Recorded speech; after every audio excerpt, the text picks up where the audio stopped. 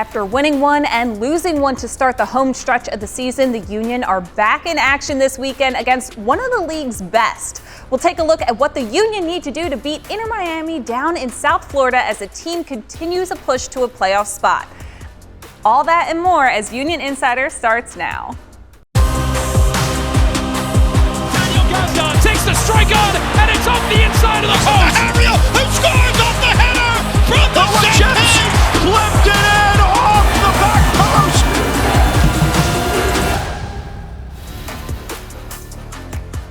Hey everyone, and welcome back to another edition of Union Insider presented by Independence Blue Cross. I'm your host, Marisa. Today I'm joined by Sebastian Ledoux, club legend, he makes us say that, and Dave Leno, Council Rock South legend. Before the calendar turned to September, the Union started their post-League Cup playoff push with a 1-0 loss at home to Columbus and a 2-0 win over a playoff hopeful New York Red Bull at Red Bull Arena. Now that the September international window has come and gone, let's take a look at where the Union stand in the Eastern Conference with just 7 games left to play. The Union now hold a 7-11-9 record through 27 games. That's good for 30 points as they sit in 11th place in the Eastern Conference. Despite being on the outside, looking in on the playoffs right now, the club is right in the thick of things. They're only 2 points out of a playoff spot and 7 points outside 7th place, which is the cutoff line for avoiding a play-in game. That's important. The Union schedule, however, doesn't really do them much favors. They travel to face league-leading Inter Miami this weekend, as well as NYCFC next week, before hosting 2 teams currently directly ahead of them, DC United and Atlanta United. They'll travel for their last 2 road games against Orlando SC and Columbus before hosting FC Cincinnati on Decision Day, which seems to be looming even larger as the season goes on. So as I catch my breath and try to understand everything that's going on there, what do you two make of the last 2 results the Union had in terms of where they can go in these last couple games?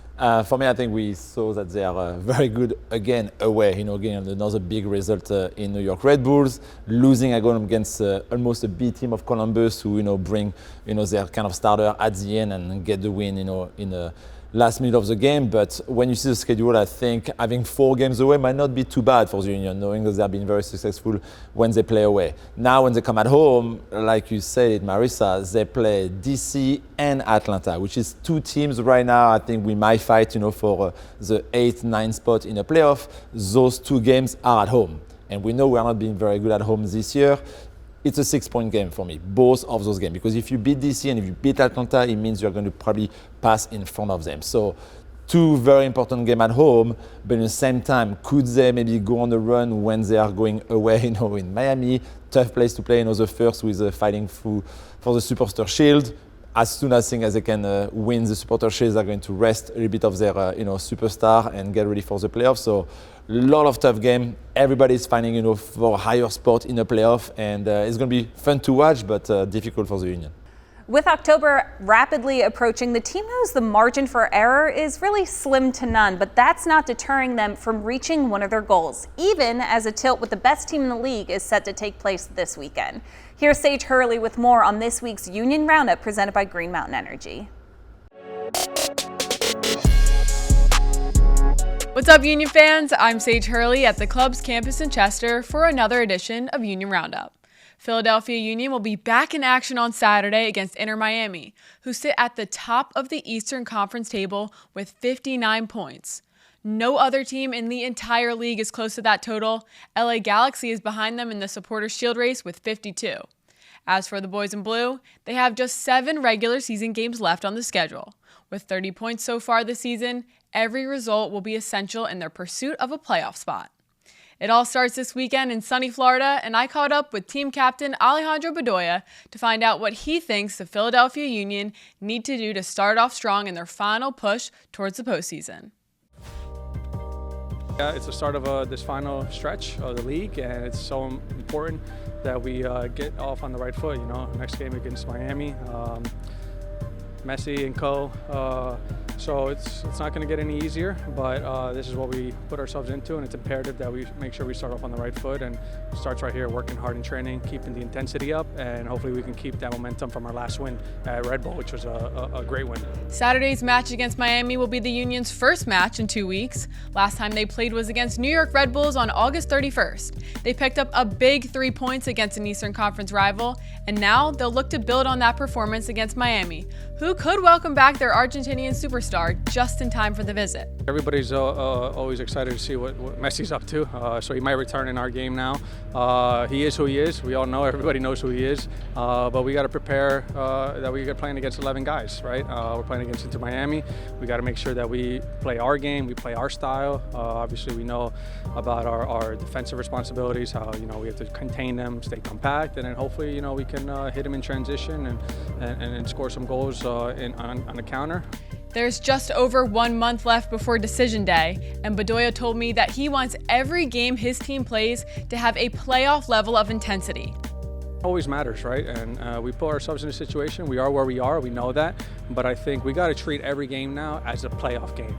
What I mean by that is, in the playoffs, it kind of, everybody talks about it's a kind of whole new season, intensity amps up, but it needs to start now, and this last 7 games left, the last stretch, we need to make sure every game it has that playoff mentality, that intensity, that we go out there and compete and leave it all on the field. Bedoya and the rest of his team are still busy preparing for the challenge ahead, but for now, that's all I have for this week's edition of Union Roundup. We'll see you next time.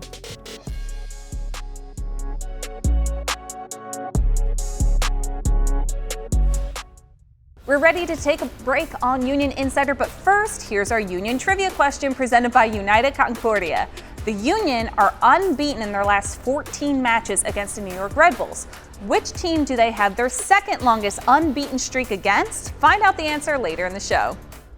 Welcome back to Union Insider presented by Independence Blue Cross. With the Union heading down to South Florida to take on Inter Miami, it's time now for these two to hand over their keys to the game presented by Subaru. Seba, what is your key for Inter Miami? So in a big picture, I will say be better defensively. But if I go more specific against Miami, it's to really be able to block, the left side of Jordi Alba.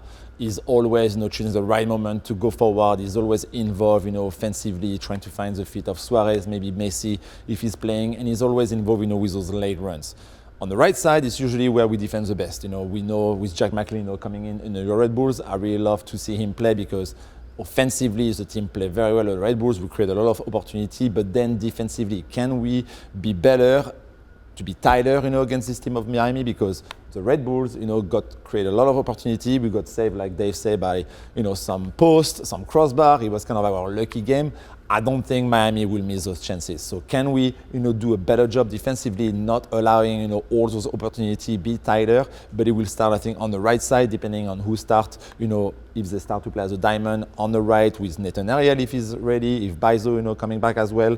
Plus, it could be Bedoya, it could be, Maglin on the right, but I think he's more, to the left. It can be Quinn Sullivan. Depending who is playing, we need to make sure that we have a game plan to stop Jordi Alba. Now, Seba is such a pro because he gave us a macro key and a micro key. So, Dave, can you follow up? Well, I'm right there with my buddy here, Sebastian, in that Alba's the one to stop. It just haunts me still thinking back to the Leagues Cup semifinal, going back to the first iteration where MLS teams were involved, where he crossed one and actually scored in the third goal to go up 3-0 before the half when Messi played that big game. Anyhow, hopefully this one will be a different result.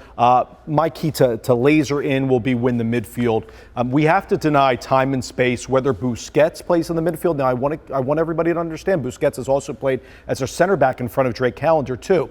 So we'll see where he lines up. So whether it's Busquets at their number 6 defensive midfield position or whether it's Bright and Redondo, we cannot give them time to have services, whether direct balls over the top or to the width trying to get, Alba up on the left, Wigan up on the right. We have to deny them that service, time and space. And I'll also say, lastly, that we can ill afford silly mistakes to this Miami team because what I've seen on tape so far, deadly lethal, as probably everybody knows watching here tonight, on restarts. They've scored a ton of goals, evident by last game as well on that against Chicago. So, guys up top like Suarez, whether Rojas plays up top, they're going to pounce and they're ready for quick restarts like the Union do. Miami can accomplish that as well. So it's going to be Danley Jean-Jacques if he starts at the number 6, whether it's a Bedoya, whether it's a McGlynn, a Quinn Sullivan. Those guys on the tips of the diamond need to run directly at whoever is the number 6 and deny them out of the middle third of the field. If we win that midfield battle and win the transition game, we will fare well on the road. If we do not, it may be a long night, and obviously we're hoping for a better result for the road side. Yeah, there's no denying the absolute insane amount of talent on Inter Miami, but when you're playing a team that's far more on paper and just, you know, by the eye test, more talented than you, you need that relentlessness because, as you said, Dave, time and space just leads to more creativity and finishing from Inter Miami. These are world-class players who take every opportunity and 10 times out of 10 finish them. So given what we saw last time the Union played Inter Miami, it was not their best outing. They were up a man, up a goal. They allowed an equalizer late in the game when Messi and Suarez weren't even in the match. So how do the Union play a little bit better and make sure they're more fine-tuned this time around? I mean, they were up 2 men. Two. And Leo Alfonso scored the Yeah. 94th minute. But I think we are in a different place than we were, during that game. I think the team is, like we say, much better when they play away. So they have nothing really to lose. It's a game that you play in the first. You can go out there, play you full, potential soccer. And at the end, knowing, yes, this team of Miami is very good, very confident. They start very quickly. Each game they score very quickly goals, from the 5 minutes, 10 minutes in the past games. If we can hold on, the first 15 and kind of get into the game, I think the Union could have a chance to win the game. As we mentioned, the Union will have their hands full this weekend with Miami's goal-scoring prowess, and the leader in that category for them this season has been one of the best goal scorers of this generation. It's Uruguayan legend Luis Suarez, and he gets the spotlight in this week's Player Profile presented by Subaru. Suarez was an early Christmas present for Inter Miami this past year as he was acquired by the club on December 22nd, 2023. And he's absolutely crushing it in his first season in MLS, tallying 16 goals and 5 assists in 20 matches this year. Suarez has scored over 500 goals in his career, both with Uruguay and other various clubs, including FC Barcelona, Ajax, and Liverpool and Atletico Madrid. He was also the captain of the Uruguay national team, playing his last match for his country this past Saturday. So almost a 20-year career for Suarez. What has made him so prolific? I think, he's such a good goal scorer, especially in the box. He finished everything. His movement is incredible. He has, an amazing career. I always remember him, when he played for Liverpool. It's where, he blossomed and kind of his name, went all over the world. But now, coming here as a late career and still scoring the goals, still connecting. But you can see that he knows the guys who play with, especially the Busquets, the Alba, the Messi, the movement, between all of those and him, be the one finishing and always be at the right place at the right time. It's something that you cannot really teach, and he has been doing this all his career, and it's always somebody the Union need to take a look at. Even if maybe he's not as fast as he was, 10 years ago, but he can really score the goals and put the ball in the back of the net. When you watch the tape, Dave, of people having to defend him, what are they trying to accomplish at least? It's arduous to defend this guy. He, as Seba rightly stated, so clinical in front of goal, very sharp. Although a guy that I think the Union, when he's in a transition moment, which he's not a ton in, that would favor maybe a Glesnes or an Elliott with a recovery sprint there. But what he does well is to feed off the players that are around him, like Gomez, like Rojas. And I think a lot of people wondering, will Messi play? We don't know. There's reports saying this is the game that Miami targeted for Messi to come back after the ankle injury sustained in Copa. Hasn't played in MLS since late May against Atlanta. But what he does is he knows how to peel off a back shoulder of a center back, find that space. And, he's seemingly, he's batting like, think of a baseball analogy. He's batting over 500 when he's right at goal. He's that good. And the Union need to be aware of them, especially when Miami does not have the ball and the Union have the ball moving forward. Where is Suarez camping out? He's not going to high press the Union, right? So where is he in kind of our rest defense to watch him at all times? And I think I said this a moment ago, lastly, is that the midfield, they look to spray balls that first, when Busquets picks his head up, where's that ball looking? And Seba knows this best. It's looking in the direction of Suarez. It's looking out wide to Alba to play in that crossover to Suarez. So whether it's, Harriel, whether it's Wagner, whoever is on that area, and then Elliott, Glesnes, or even a Danley Jean-Jacques, need to be aware of where Suarez is at all times. Back-to-back games, Marisa and Seba, he has braces, so 2 goals in back-to-back games. Also 6 goals in the last 5. he's on a tear right now. And kind of has been his whole entire career. We're coming up on a break for Union Insider, but when we return, we go behind the scenes to a Union player commemorating a special accomplishment with some new ink and what that means to him. We'll be right back after this. Time for our Chick-fil-A Nugget of the Week. The Union beat the New York Red Bulls 2-0 on August 31st, and with the win, the Union are unbeaten in their last 14 matches against the Red Bulls. Welcome back to Union Insider, presented by Independence Blue Cross. While the Union were preparing and eventually playing in the League's Cup, two of their homegrowns were halfway across the world getting ready for something even grander, the 2024 Paris Olympics. Jack McGlynn and Nate Harriel represented Team USA as part of the men's first soccer team in 16 years, and Harriel decided to commemorate his special time in Paris with some new ink.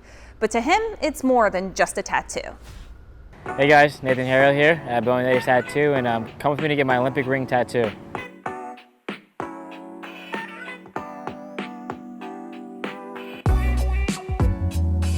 Yeah, that was probably the most nervous day of my life, actually, waiting for this phone call, because we were supposed to find out on Monday.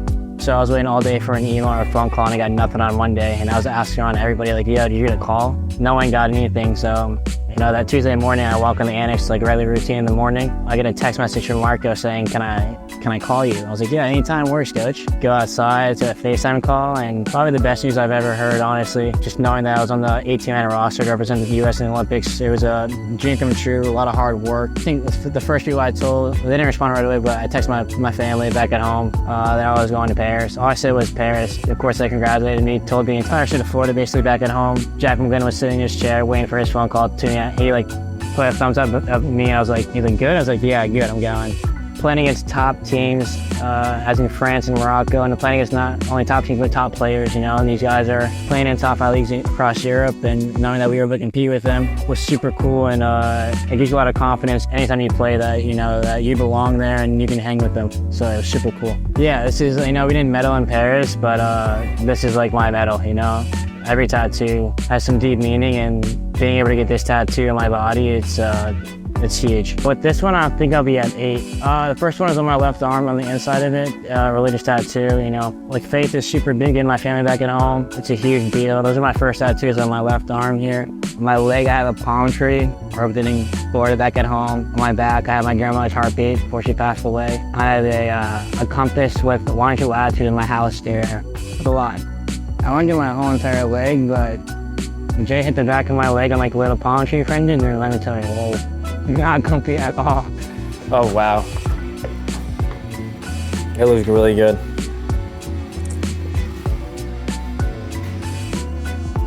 Pretty happy? Yeah, very happy. Yeah. A lot of work with tattoos. Thank you so much, Jay. Hey, man. Let's get caught up with some more MLS action with Around the League, presented by Torque. The Columbus Crew may be the hottest team in the league at the moment, but nobody must have told the Seattle Sounders. Seattle absolutely took it to them on Saturday night, beating the defending champions 4-0 at Lower.com Field, led by Albert Rusnak's hat trick as he earned Player of the Matchday honors. And in New Jersey, it looked like the Red Bulls were going to suffer their second straight home loss until the kids stepped up and delivered. 16-year-old Julian Hall scored this equalizer as the Red Bulls salvaged a point at home versus Sporting Kansas City with a 1-1 draw. When Union Insider returns, Seba and Dave will give us their players to watch for Saturday's match as the Union are back on the road to face Inter Miami. We'll be right back after the break.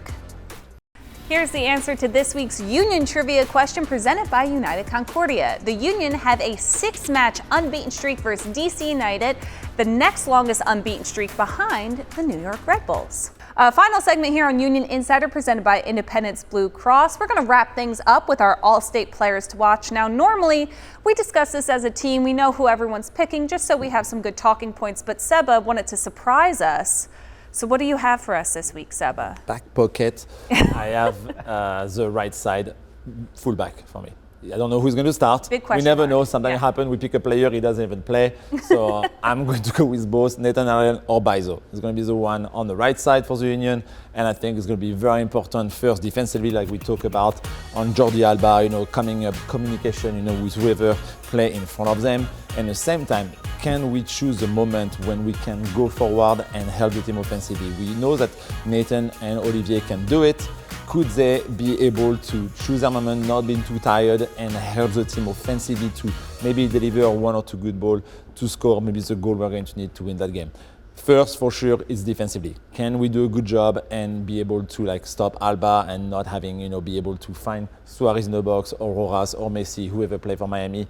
I think it's going to be a very, very important side on the field, and I will start with our right back. I like that you went with position, not so much player. I like that he's innovative, all right? All right, how about you, Dave? How about this? He's covering all his bases. Yeah. Here. You're a smart man. Listen, I've been choosing sometimes the player who didn't play, so I'm trying to He's got to get it done. Speaking of a security blankets, you two know, and we all love him, Andre Blake. I'm ready to have some brick wall Blake calls because I think he's going to be called upon multiple times in this matchup against Inter Miami. We talked about the star power that they have, but I also want to see the organization. The communication's really been good between Blake, Elliott, Iglesias, and the others out of the back. I'll be focused a lot on the team, what they do defensively in this match. That's going to do it for this one. The Union are taking their talents to South Beach as they square off against Supporter Shield leading Inter Miami on Saturday. You can watch the match on MLS Season Pass or listen to it on 97.5 The Fanatic with Dave Leno right there and Sheanon Williams. For all of us here in studio, I'm Marisa Pilla, and we'll see you next week.